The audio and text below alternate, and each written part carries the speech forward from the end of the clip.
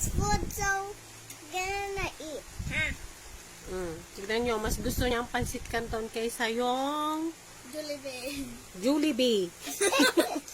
Yeah, so funny then. O, yung ate, tuwang-tuwa sa kanyang Jollibee. Tapos yung isa, pansit canton.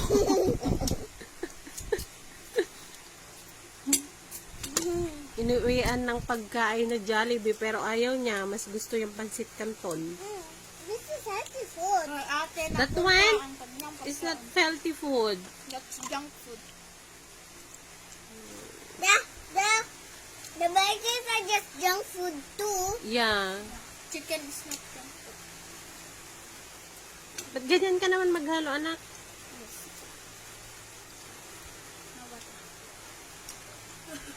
Sabi ko lang natin.